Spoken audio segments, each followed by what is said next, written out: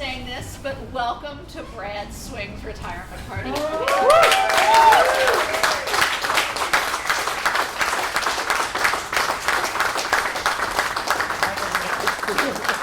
not going to make it through, but that is okay.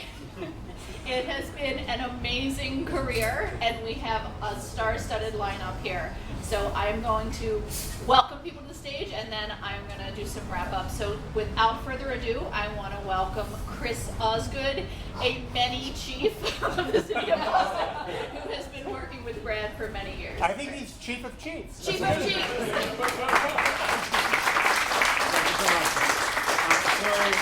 So really, it is my honor to congratulate Brad on behalf of the mayor, on behalf of Chief Brian Sweat. As this slideshow indicates, the amount of things that Brad has done to change the city of Boston is incredible. You have sort of transformed the way in which we are building buildings, making them green buildings going forward. You've created Renew Boston Trust. You've created an entire municipal energy unit, which is now driving community choice energy. You have sort of changed the very sort of fabric of how we do things like manage utilities and work with utility partners across the city of Boston. It is an amazing legacy. But I would say very personally, to Allison's point, I had the great pleasure of working with Brad, I can't quite remember, for 18 years, which is wonderful. And you have also just left an enduring mark on like how, and Brad, your focus on not just developing policy, but making sure that you're putting in place projects that inform that policy, that drive that policy, that make that policy real. The fact that like in every single thing you do, you've always thought about how it impacts your neighbor. How does it actually make a difference in the lives of the people of the city of Boston? It's been so important.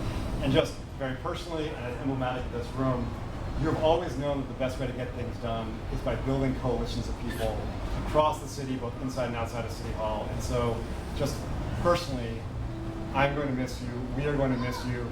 But your work is going to carry forward in the way in which we do everything, and we are still going to be calling you for advice nonstop. So, Brad, thank you so much for everything.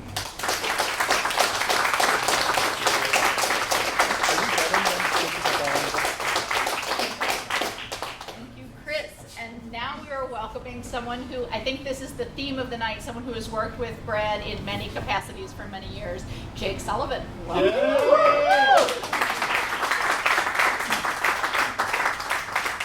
I did prepare something, so I need to.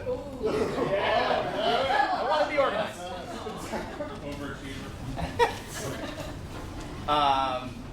This is a real honor. Good afternoon. I'm Jake Sullivan. I had the pleasure of working with Brad in both the Menino and Walsh administrations from about 2001 into 2015. In my role, I was tasked with advocating for a number of city departments across a wide array of interests, and we needed to know a little about a lot. My boss at the time, Howard Leibowitz, told me that I needed to learn about the Boston Harbor Islands in 2001 upon my arrival, and how it became a national park system, how the city's state of play is in the system, and so on. So Howard suggested that I needed to set up time with someone named Brad Swing, and he will brief me. We met at 4 p.m. In the 8th floor conference room of the small environment department at the time on a Friday. Brad unleashed a dizzying history of the islands. Long Island, Moon Island, Deer Island, Spectacle Island. At some point, I was at the edge of my seat as Brad detailed how the islands had historically been a place where society set unwelcome institutions, and I was transported back to 1675 and the King Philip's War, and how Native Americans were interned on Deer Island, and Brad detailed how other islands were used to quarantine immigrants, prisoners of war, the mentally ill. 90 minutes later, I walked to the tee terrified and inspired. I thought, how the hell will I ever know as much as this guy? How can I keep up? Brad had unwittingly cracked open the curiosity and the humility that I needed to work at City Hall. He had this deep wealth of knowledge and talent that was essential to making the city work. And while it was clear to me that there was only one Brad Swing in this world, I needed to seek out those who inspired me to be my best, and seek out those who knew more than me and learn from them. This was a fundamental lesson Brad taught me. on how to be successful in City Hall. We had started a intergovernmental work group in my department, and all I could see was Brad swing with his red cape and his blue tights as my Superman, and the need to build a squad of super friends and just have them all be like Brad Swing. You know, time moves very fast at City Hall, and you often forget more than you remember. And in a sea of great memories, Brad has been this lighthouse beaconing a way to a safer and brighter and more sustainable future. Just some of the greatest hits. 2001, Brad and Sarah Zafaris led all this work to create the Energy and Environment Cabinet for Boston City Hall. In 2009, when President Obama was putting out a lifeline, saving stimulus to the city, Brad was the one who positioned us to get $6.5 million in energy efficiency block grant funds and created Renew Boston, which delivered these funds directly to residents and small businesses. That's the short hits. Watching Brad operate 1999 to 2007, diligent policy work to have Boston culminate in being the first city to require construction to follow the U.S. Green Building Council's LEED energy codes. Brad had mastered the strategy of project-based policy development, and he shared it with anyone, the playbook, who was willing that he was willing to support. And you got to Google this project-based policy. Sometimes it's on the internet. It's amazing. There are many accomplishments and details that I can talk about in Brad's relentless dedication to the city of Boston. I think about the many laughs I shared with Brad. You know, City Hall is a place of countless passing interactions year by year by year. I think about the time Brad quietly shared a piece he had written after serving long hours in the mayor's call center after the marathon bombing. Brad, you don't know what that meant to me when you did that. Meeting Brad Swing in a tiny conference room changed the course of my career, and I am forever thankful for that. I was a kid from Western Mass. I was in the Shark Tank of City Hall, and Brad's authenticity, intelligence, energy, and style challenged me to be my true self and trust that it will all work out. Going long here, sorry. Just two quick stories and I'll end it. In 2013, a mutual friend of mine who I did not know through City Hall was contemplating coming in to work at City Hall, and he asked to meet with me and talk about what is it like, what does it take. He later joined City Hall, and a year after he got there, he said, you know, you talked to me for 90 minutes. It was evangelical, all the things you said about City Hall. And I said, finally, I have been someone's Brad Swing. I did it. Brad, it is so fitting that today is a day that we had a team of green champions parading through the streets of Boston.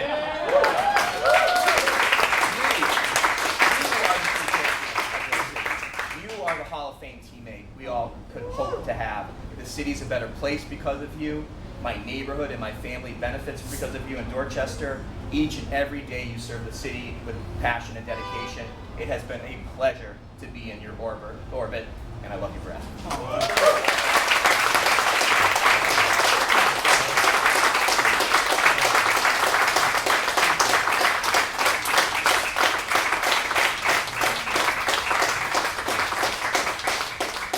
Thank you, Jake. And now to hear from someone who has, like me, learned a lot as a mentor from Brad. And I want to invite up Wilson Rickerson.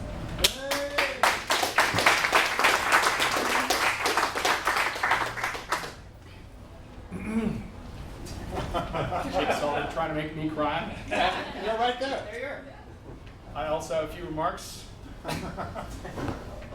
Hi, everybody. I'm Wilson Rickerson, and I am very, very honored to be here among these wonderful people who are trying to put in words what Brad means to them, to us, and to the city. We all remember the first time we met Brad Swing. Looking at you, Senator Tom Daschle. He remembers. It's not something that one really forgets. You're not going to. No. I actually heard about Brad well before I met him. I was at a Sustainable Cities conference in Oxford, in the UK. I was working for myself at the time, by which I mean that I had no job, no prospects, and no real reason for being at the conference. But I was poking around, trying to find some sort of direction. I wanted to be where stuff was happening, but had no idea where to start. And people said, Boston. And then there's this guy named Brad Swing. I said, well, I happen to be moving to Boston pretty soon. And then, yeah, fine, Kate, whatever, fine. Get out of here. Brad Swing. Remember that when you get there. So I got up my courage when I got to Boston, and I wrote Brad, and to my great surprise, he actually wrote me back and offered to meet up when I got to town, welcome me to the city. A very sort of transformational moment, too, Jake. So I moved to Boston. I drove into the city to meet the director of energy policy for the city of Boston, and I just got so lost driving. I got to like Stewart Street and Neal Street, and every road was one way in the opposite direction, all centering on me. And I just totally gave up. And 30 minutes late, mortified, I called Brad on the phone. I was like, I don't know what I'm doing. He's like, oh, sweetie, just take the tea. Don't even try. So I eventually made it. I ditched my car, got to the government center, and Brad met me. And it was a beautiful day, and we bought lunch and sat down by the harbor and ate our lunch and talked about the city, about energy and climate, about the power and possibility of all the things that could happen next, about big ideas. It was literally a life-changing, career-changing moment. It was inspiring. It was electric. It was engaging, hilarious, infectious. And here are a few things I took away from that just brief moment, maybe 2 hours actually, that I still go back to. Number one, be kind and pay it forward. When someone calls or writes, answer the mail, invite, include. You never know what they might contribute, what they're going through, or who may someday be speaking at your retirement party. Number two, love your city. Brad loves the city of Boston. Growing up as a kid, I never had much of a sense of place at all. Didn't know what that was like. And traveling around with Brad to all the city's neighborhoods really sort of helped me see that, and I think I get it now. And I love Boston. It's really a special thing, Brad. So thank you also for sharing that with me. Third, be of service.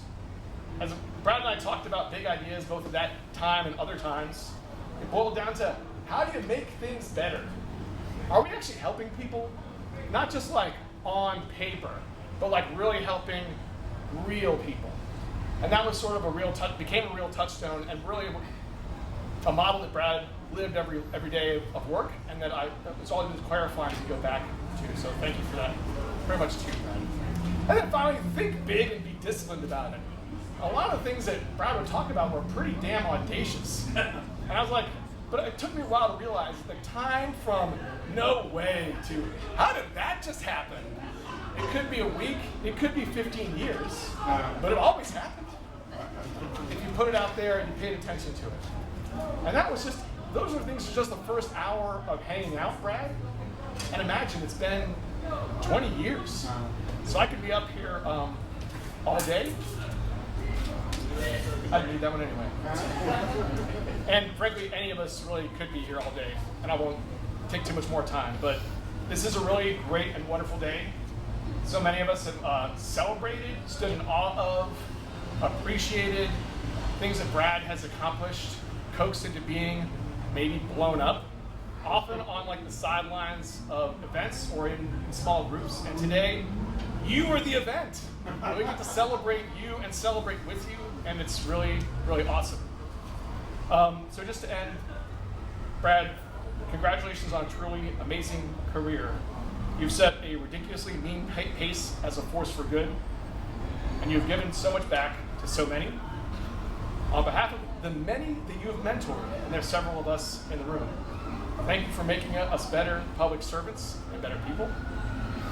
On behalf of the Rickerson kids and their friends and their generation, thanks for working so relentlessly for a better future. And from the bottom of my heart, thank you for being my first friend in Boston, and thank you and the incomparable Tim Harble for being friends to the Rickersons for so many years. We love you all very much.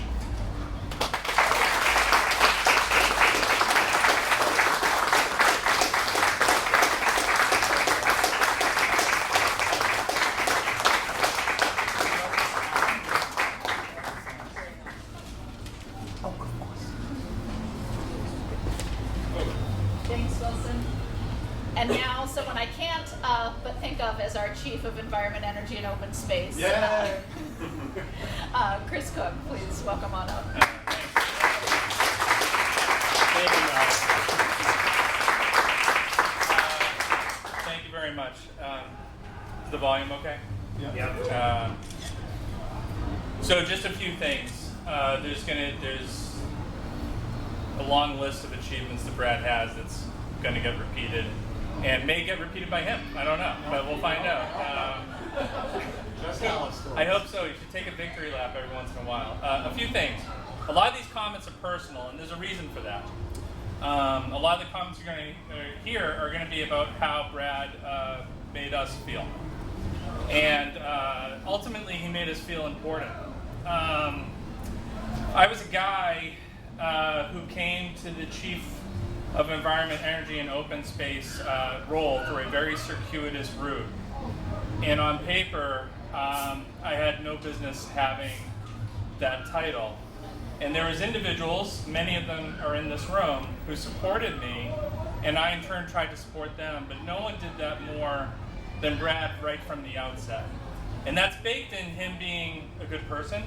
That's baked into what he thinks is important as being a person of service. It's baked into his faith. It's baked into, frankly, his relationship and his amazing husband and partner, Tim. So Tim, thank you for all the sacrifices that you've made over the years to enable Brad to do all this work on behalf of the city of Boston.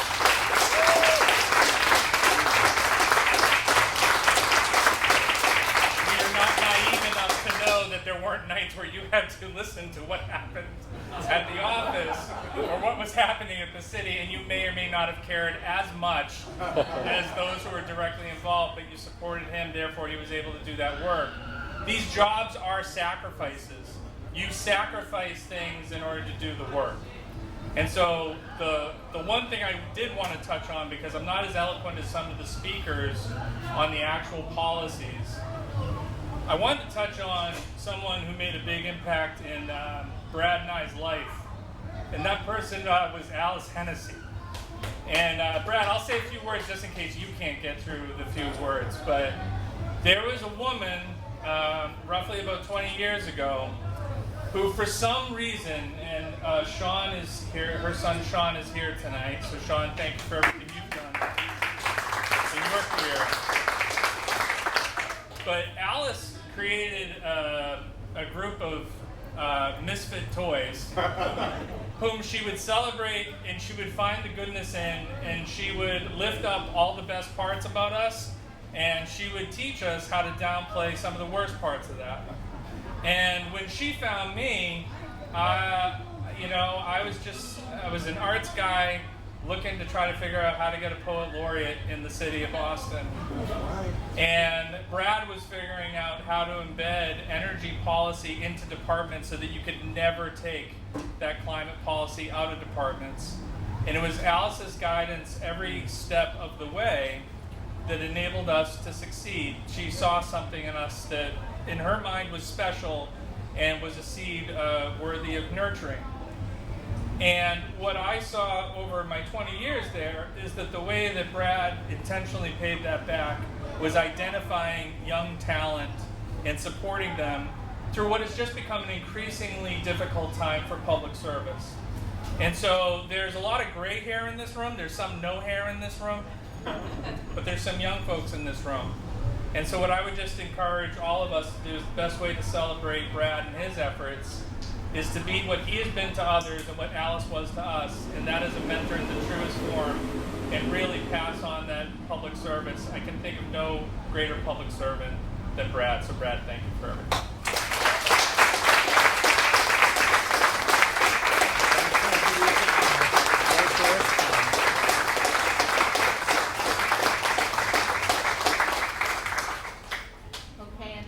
To invite up someone who can say the word energy repeatedly to us, among many other things. Penny Cotter.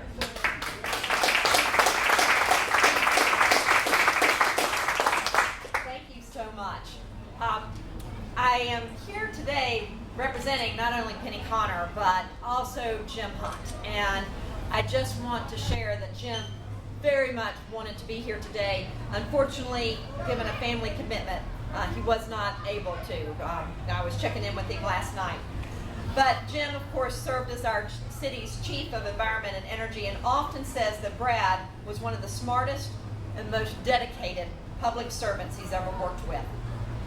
Jim credits Brad as one of the key staff to develop Boston's first in the nation green building zoning article and the follow-on building emissions and reduction disclosure ordinance. So this whole piece of building in policy into the city so that we can continue the green work is definitely what Brad does. The landmark rules for buildings, which account for 70% of Boston's GHG emissions, have been replicated in cities across the country, are a big reason that Boston is considered one of the greenest cities in the U.S. So those comments are from Jim, and I'm sorry that he could not be here, so that I'm sharing those on his benefit, and then I get to share a few things. So Penny Connor, I'm with Eversource, and I have had the pleasure of working with Brad for, I guess, close to 15, maybe even 20 years in energy efficiency. And really, we became very close when our energy efficiency programs, through the passage of legislation, became the first fuel, and we had the opportunity to really grow the programs. And part of the way that we had determined that at Eversource was a way to start to build the programs was to get key partners and sign these and strategic energy plans, or MOUs. And so one of the key partners was the city of Boston, and so I got to meet Brad. We started working on this strategic energy plan, and it was fascinating. I learned so much from Brad, and Brad brought this strategic thought leadership along with his rainmaker ability to bring in grant money.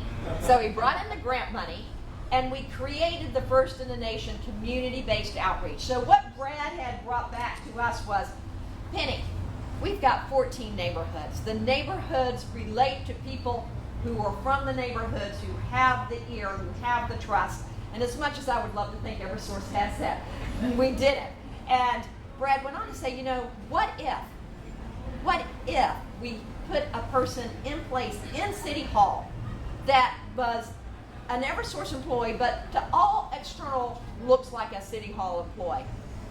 And it was a game changer. That was written into our strategic energy plan, and we started to scale our ability to deliver these programs in the neighborhoods. And the result is, the accolades are there. Number one by ACEEE, City of Boston, 3 times in a row. Four.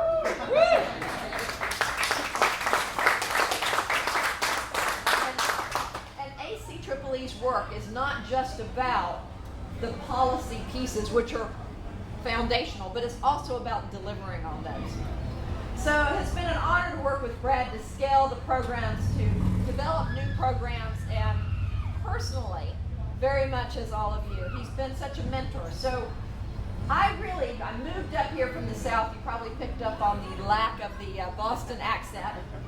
And I similarly expressed getting lost many, many times in this city. And I always looked forward to meetings with Brad, because when we would meet with Brad, we would walk together over to some building, and along the way I got the history lesson of Boston, and I learned about the architecture of the building, and I started to notice things about this that I would never have appreciated on my own.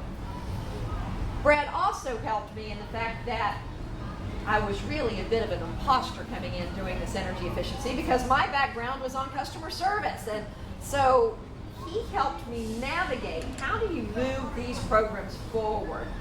How do I connect with the right people? How do we bring the right people together that allow us to move the initiatives forward? You're brilliant at that. Brilliant at that. And importantly, what Brad does is he will not always agree with you. Has that ever happened? Maybe a few times. But it's always agree with him. Oh, yeah. Good answer, Chris.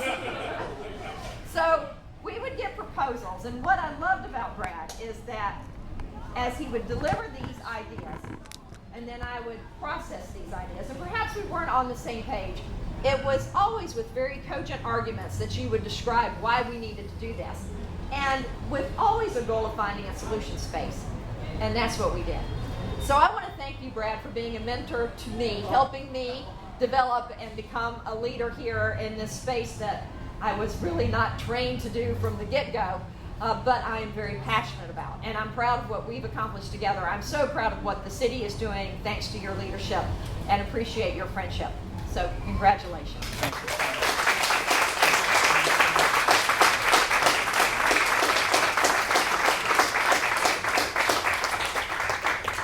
Okay, now it is time to hear some wonderful stories and reflections from Brad himself. But first, I just have to add my thanks to the list. Brad, you'll notice the themes. Brad welcomed me here when I was someone an academic too much in her head from Chicago. He very much, similarly to Jake and Wilson and others, helped me to understand Boston, that the work is about people here, and that if we're not connecting our work to the residents and making their lives a better place, then we're not doing the right work here. He's talking about event-based policy and planning and so many other things. But I just have to say that very importantly, and something I need to hold you to, Brad, is my very first month when you were taking me out. I needed a vent. You took me for a walk. You pointed to one of our wonderful historic reenactors, and you said, "When I retire, I will lead one of those." And for that tour, because we cannot forget that tour, and I think we would all very much enjoy that tour. But really, from everything to the importance of staying on message and thinking about fuzzy pink slippers, which you have to get in there. And Tim, I just have to say, because I know there's an under-over somewhere in the family, infrastructure, Tim, infrastructure, because it hasn't come up yet. You've taught me so much about what it is to work for a city or a state or for the people, and I just want to thank you for not only being a colleague and a mentor, but a friend. So thank you so much for this.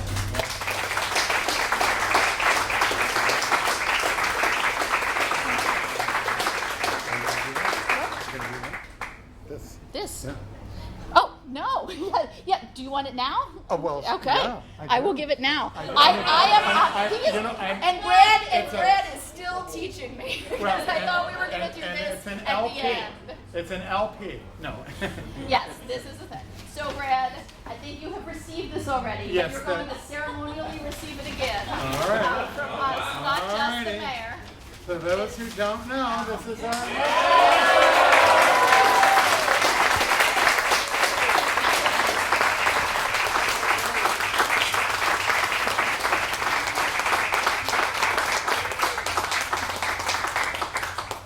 And, you know, on your retirement day, can you say, is there really any other way?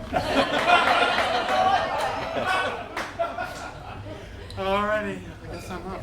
You are up. Oh, gosh. First of all, thank you all for coming. You know, before I start, I have to just, like a warning label. I mean, I think many of you know that I'm on another medical journey, and it leaves me like even more emotional. And it's like, of all people, me even more emotional. So you know, just fair warning. But I also just want to thank you. A Friday in May is a hard ass to begin with.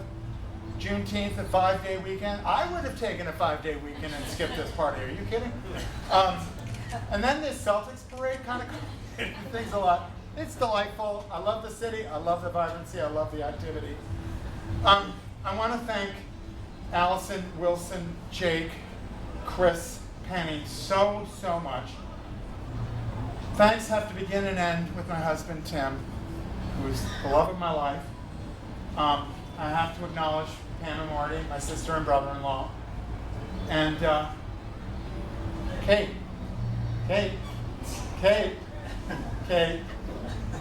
And in view of the camera, sorry I didn't warn you about this, did I, dear? Yeah. So here's the deal, folks. I'm not going to make it through this. I would like a huge round of applause for the woman who literally saved my life. This is my kindergarten.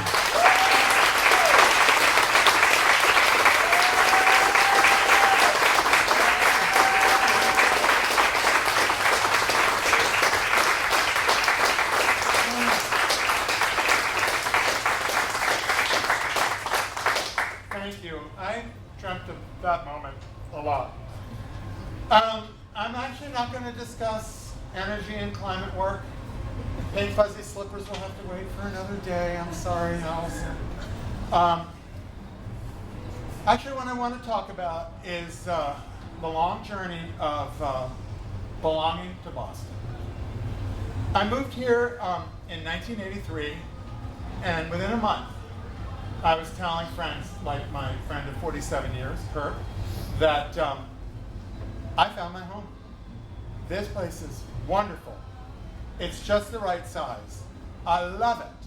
I love the neighborhoods. I love Boston. I just started to have this love affair. But when I made my way to the city, there are a lot of stories that'll have to wait another day about how there really wasn't a job when Kathy Douglas Stone offered me a job. I'll tell you that one later. It worked out. First time Tom and Nino heard my name, he said to Kathy Douglas Stone, "Kathy, how the hell did you fuck that up so bad?" What an auspicious journey with a man I grew to love. But here's the deal. The city of Boston, Massachusetts, city of Boston, it can be a really tough place, especially in like 1995. And the way I explain this is like, you can be on like Commonwealth Avenue for 5 miles and not know you're on Com Ave because all they put are the side signs. And you're like, what street is this? Where are we? And what I learned, and someone said to me with a completely straight face, and it's like, if you don't know where you are, you're not supposed to be there. And I was like, wow, this is a tough town. But I made it into City Hall, and there are a couple stories right off the bat that made me wonder, where am I? The first many have heard was an elevator ride. I've been here about 6 weeks, and someone whose name I've never revealed this person's name, not once, and that's not going to change. He goes, "So, you're the new guy in the mayor's office, aren't you?" And I said, "Yeah." And he goes, "You work for Kathy Stone, don't you?" And I said, "Yeah."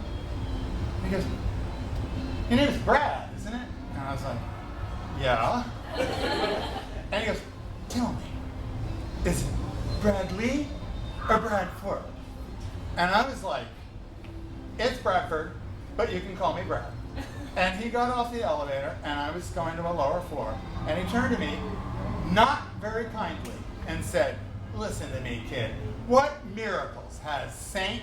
Bradford ever performed?" Where am I?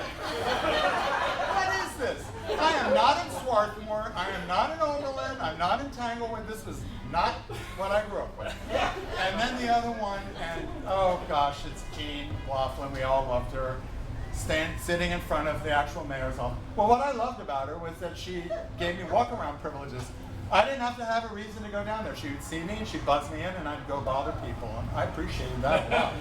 But you know, the first time I kind of met her, it was Ash Wednesday, and there was this announcement that the priest was going to be giving out ashes in the mayor's office. And I went up to Jean McLaughlin, and I said, "Jean, this is the most outrageous violation of church and state I've ever seen." And Jean said, "But Brad, this is the city."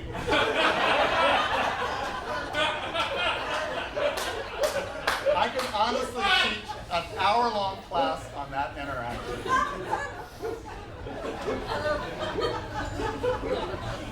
So, the long road to belonging to Boston, a city I already loved with all of my heart, involves Alice Hennessy. So you're about to hear a whole lot of Alice Hennessy stories. The first is sad because it's at the end. She was my neighbor for 7 years in the South End, as this slide explains. And Sean called me up and said, it's time to come and say goodbye. And so Tim and I went over, and she was on her deathbed, and Alice, vibrant eyes and just vibrant spirit. And I said, "Alice, those early days were really something." And she went, "You were so lost." And I was. And so we can go back to the beginning. I sat right outside of Alice's office in a little cube, and Alice had this big, beautiful office with like 2 desks. Tony Pollock was her assistant at the time. And she had this big round conference room table. And we would have tea every day, and she'd put out placemats for the hot teacups. And I just loved it. It was like civilized, and it was pleasant. And, you know, she was such a lovely person. And after I'd been there about a year, she said, you know, I have been keeping my eye on you, and I think there's some talent somewhere in there. And she goes, it's okay for you to breathe the air in the building now. She goes, well, what should I do? And she goes, you should do something. And I said, well, Alice, I don't know how. I don't know how. And she goes, here's how. She goes, you're being paid to go to Washington by that Land and Water Conservation Fund. I didn't even put that on my slides, but you know, whatever. You go down to DC all the time to meet with the delegation. So the next time you do, you get our lobbyist, Virginia Mayor, to set up an appointment with the Transportation Appropriations Subcommittee at the time, Congressman Capuano, and you meet with his staffer, and you have them open up the Word document for earmarks, and then you sit there, and then you have a prepared index card with 3 sentences on it, and you sit there, and you can volunteer to type it in for him, and you type it in, and then on the amount that you asked for, you put $50,000. And I said, Alice, well, what for? She goes, whatever you want to do. And guess what? I did it. I went down there and I did it. And it was actually, believe it or not, the still unbuilt South Bay Harbor Trail planning. So, you know. But I watched Alice get things done. She just worked on projects. I can't tell you how important she was to me because she worked on projects. She's like, policies and programs are nice. Do things, do projects. So I'd sit in that office and drink the tea with her. And, you know, she's well known for complicated projects like bricking the Freedom Trail when the red paint was going to think, do you know how complicated it is to get like bricks and like, you know, granite like in the Freedom? I mean, unbelievably complicated. But the big project she's known for is turning a 98-acre dump into Millennium Park in West Roxbury. And so I'd hear about this. She'd be planning the, meetings about the trucks with the excavate from the big dig, and just the amount of detail was unbelievable. But the story I really love is that I was just sitting there, and she gets a call, and she goes, "Oh, thank you, Mr. Senator." And then she's like, "No, that's not how I remember it." And she pulled up this 300-page memo to the file, this Word document, and she's furiously typing in some names. And I watched the document do a 150-page jump. And she goes, "No, Senator, no, I don't remember it that way at all. No, actually, I'm pretty sure of exactly what happened." And her eyes were looking at the screen, and she was like, "No, we were standing on the steps of the Dolan Funeral Home for Mary Smith's wake 18 months ago, and you said that if I got Tommy to do this," meaning Mayor Menino, "that you would put it in the bill." No, we were on the steps of the Dolan Funeral Home. "No, I have a great memory, Senator." And she's like, she hangs up, and she goes like this. $7 more million for my park. Of course, she also worked with Congressman Joe Moakley to make the McKim building of the Boston Public Library a legal unit of the National Park Service for one day, so that Joe Moakley could attach a $30 million earmark for the restoration of the Bates Reading Room and other things. And I was like, wow. That is so when you go to the Bates Reading Room, there's this sign, and it's nice words, and at the end of it, it says pursuant to a federal grant. Now, almost every federal grant you've ever seen will have the Secretary of Transportation and the President of the United States and all these people responsible. But pursuant for a federal grant would be I was like, "Alice, this sounds like the mob." But anyway.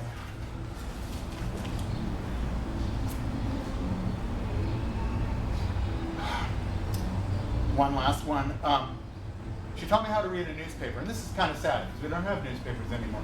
But in those days, we would put out a newspaper, and she would say, "Here's how to read the newspaper. Don't read it for substance.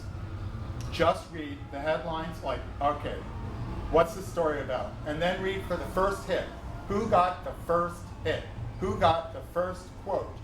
So if it's a story, oh, that looks like it's a city story.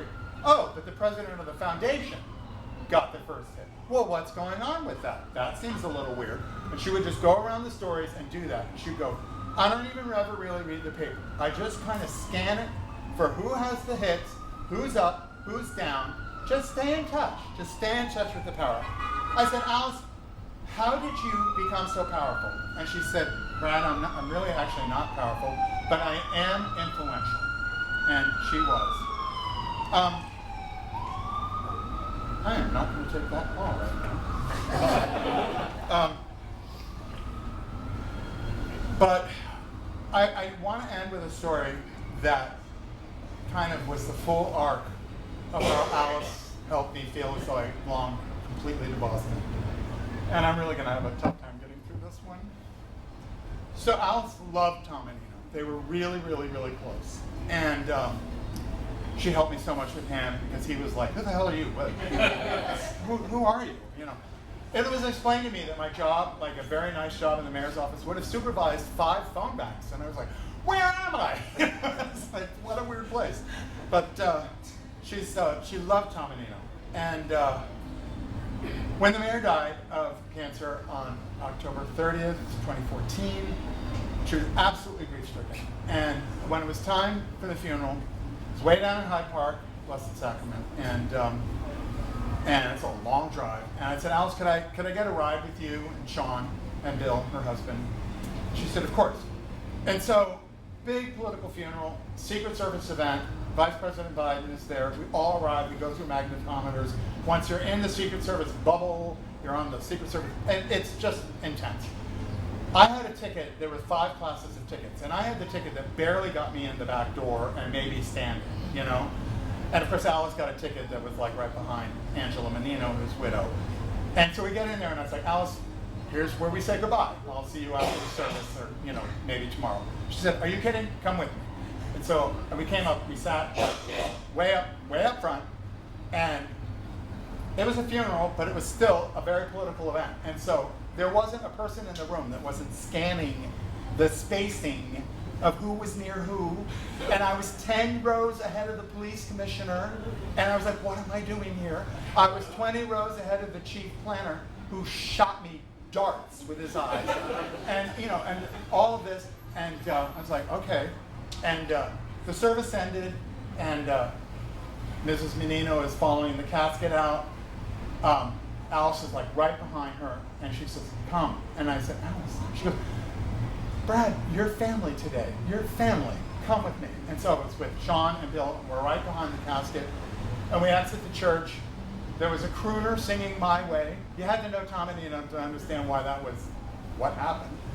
And we get out there, and I can't tell you how many people at church said, I saw you stepping outside of the church, right behind Angela Menino. I didn't know you knew her so well. I said, I don't.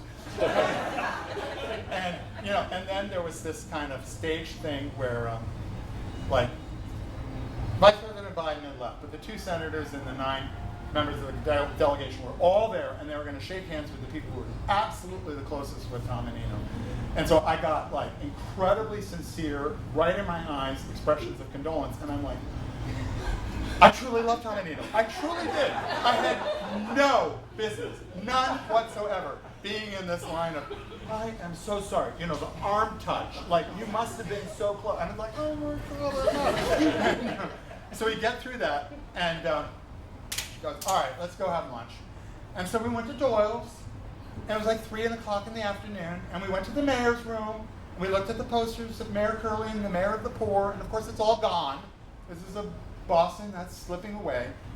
And she said, all right, now we have to go see Angela at Cedars of Lebanon and pay our respects. I said, Alice, seriously, I'm peeling off. She goes, Brad, for the last time, you are family, and you are coming.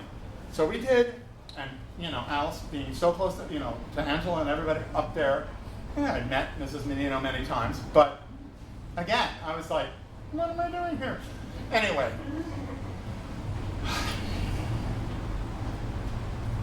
Alice gave me the gift of She knew I loved the city. I truly love Boston. Tim is the great love affair of my life, but Boston is a very close second. And she knew it, and she nurtured it, and she cultivated it. And what she gave me that day was, from Swarthmore, Pennsylvania. I went to Oberlin College. I spent all my summers in Nantucket and Tanglewood. How the hell did I end up, in City Hall? Long story, crazy story. And she gave me the gift of feeling as though I completely and utterly belonged to Boston. I've had the great privilege of doing what I love and loving what I did. The career's over, and I couldn't be more grateful to the people who are assembled here. I'm truly touched, and from the bottom of my heart, thank you.